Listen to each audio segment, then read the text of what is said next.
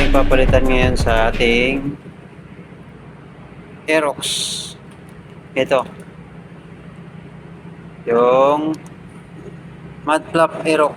Kasi dito sa ilalim, yan, masyadong maiksi. Yan, kita nyo yun guys.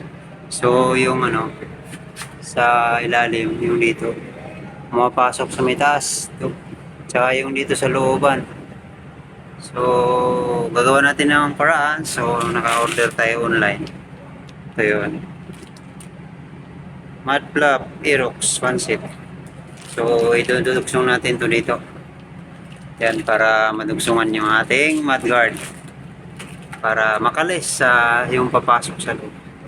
Medyo maiksi pa nga siya, oh. Pero okay na. At least nandyan sa ko. Hopefully ay makakatch na siya. Kasi yung sa ilalim parang hindi pa rin nabuti. Kita nyo yun guys. Yung mga pumasok na doon sa loob. So, ang gagawin natin ay palitan natin yan. So, tatanggalin lang natin to sa dalawa. Tapos dito sa kabila. Yan. 3, 4. So, meron kuha lang tayo ng ating tools. Tsaka ito. Papalitan na rin natin ng bago to ito. Meron din tayong nabili sa online. Shopee. Tatanggalin na natin ito mamaya. Papalitan natin ng tempered. Right guys, ito. Tatanggalin lang natin itong dalawa. So ayan. So meron tayong ito Allen wrench. Ito yung ating tools. So ito tanggalin lang natin ito kabila.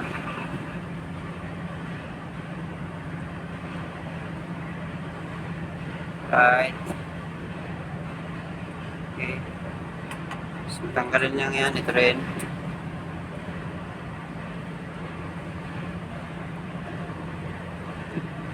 Okay, maluwag na. So kabila naman. Yan. Ito lang naman yan. Tatanggalin. Okay, maluwag na.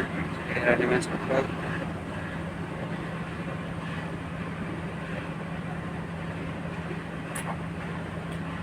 Right.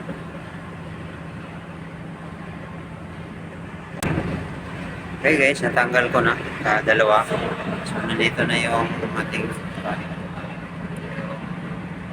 nut. Yan, ito yung sa kabila. Tanggal na rin yan. So tatanggalin na natin to. Okay. So yan. Tanggal na. Oop, yan. Tanggal na ng buo. So gagawin na natin ay buo para mag to. Ito, may lugsong natin dyan. Ganyan. Ay, kailalim pala. Yan. Para haba siya. So, kailangan natin ng butasan dito. Isa. Tapos, dito sa may gilid. Sa kabila.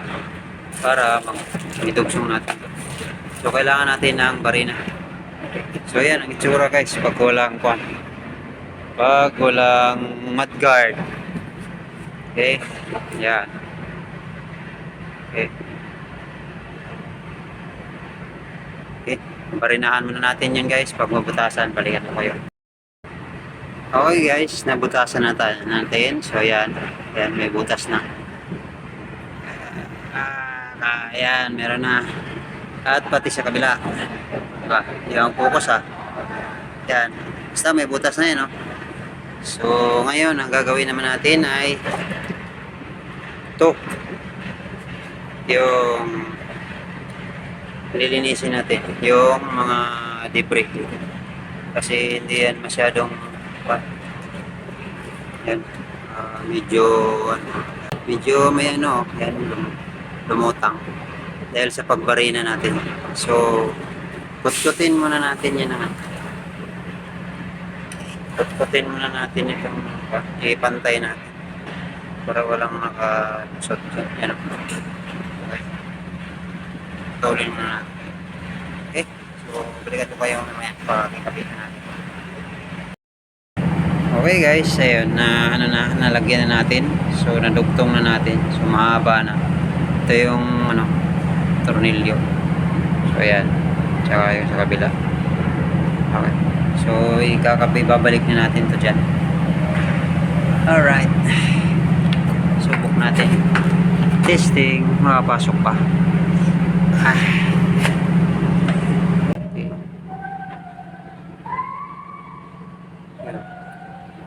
Goods. Pasok.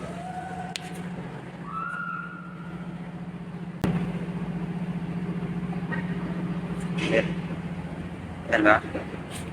Ito. Mahaba na yung So, mahaba na. Mula na hanggang dito na. Kasi kanina dito lang yan. So, pumapasok doon. Taas. Dito ay hanggang dito na. So, hindi na mapapasokan yung taas. Dito na lang. Hindi rin kasi pwedeng isagad na dito kasi sasabit na siya. So, sakto lang talaga yan. Yan. Okay? So, yan. Kakabit lang natin to. Yan. Yan. Kabila. So far, so good naman. Hindi naman siya sasabit. Yan. May clearance pa dito na 1 inch. Alright.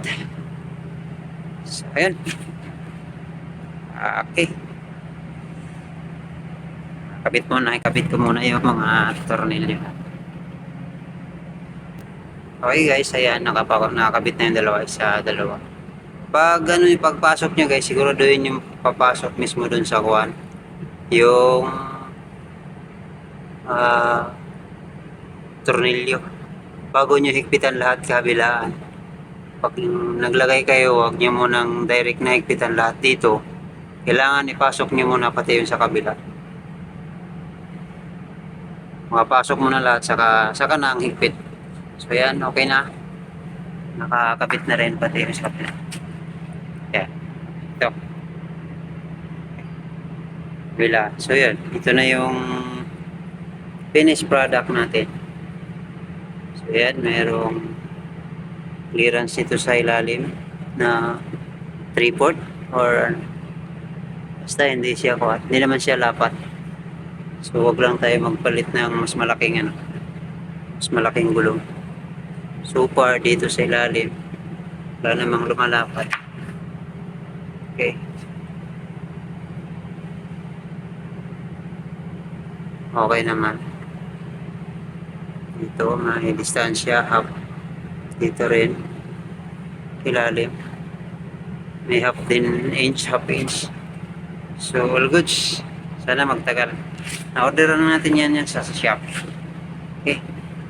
So ayan ang ating Aerox.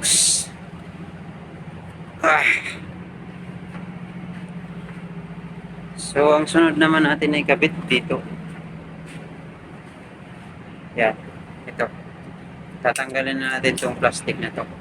Papalitan natin, may binili tayo din kasama niyan. Ayan. Okay guys, ito yung nabili natin. So may instruction pa siya kung paano ikabit. So ayan.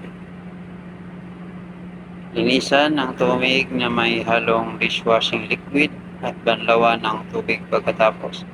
Lagyan muli ang film or tent ng tubig na may halong dishwashing liquid. Tuklapin ang film sa protective plastic at lagyan ng parting may dikit. So ayan guys, meron silang instruction kung paano ikabit. Dito natin papalitan na natin yung ayan, kasi ito yung nawan, medyo malabo. So para makita natin ang gusto. Ito ng film. Dalawa pala to, may free pa. May free pang isa. Kulang na malayan, may nakalagay pa free. Ayan. Tsaka meron silang kasamang sticker. Okay, so kukuha lang tayo ng dishwashing at tatanggalin na natin para makabit. Right guys, tatanggalin na natin itong film. Tapos ito, hugasan natin ng kuwan. Ayun dun sa may instruction naman sila, so susundin natin. Pagkatapos din matanggal ay po lalagyan ng dishwashing, tubig na may dishwashing, halong dishwashing. Tapos banlawan. So ito, tanggalin na natin. Yan na. Sayang. Yun. Yun o, akin tab. Alright, so yan. Kuhanan ko lang ng dishwashing yan. Sabunin ko lang. So, ayun sa instruction ay sasabunin lang natin. Pamabasa. So, balikan ko kayo mamaya. Okay, lalagyan na natin ng sabon. Linisin lang natin ang maayos. Tapos, buhusan natin yan ng tubig. Banlawan. Alright, nabanlawan na natin. So, ano na? Linis na. So, ang sunod na step ay sinabi dito sa installation guide ay lagyan muli ang film or tent ng tubig. So, ito naman ngayon ang lagyan natin yung film na ito, lagyan ng tubig. Tuklapin ang protective plastic at lagyan ang parting may dikit. So, tutuklapin natin yung sa ilalim. Okay guys, nailapat na natin. So, wala lang tayong tripod kaya hindi kumakon. So, nailapat na natin yan. So, tatanggalin na lang natin yung ano dito, film na nasa ibabaw. Kasi meron pa yan. Yan. Para makintab.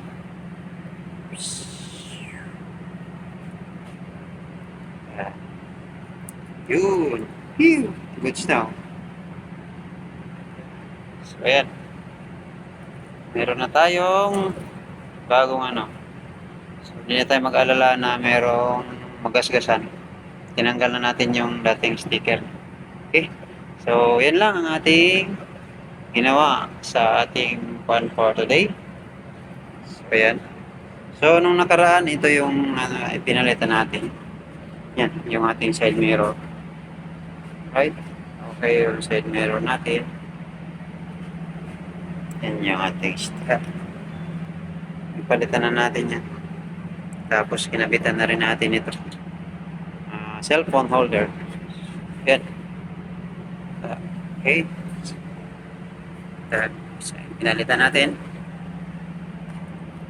Okay, yun lang po muna. So, salamat sa pagsama sa ating munting vlog for today. So, see you in the next one. Sana huwag kayong magsawang magsuporta sa ating channel.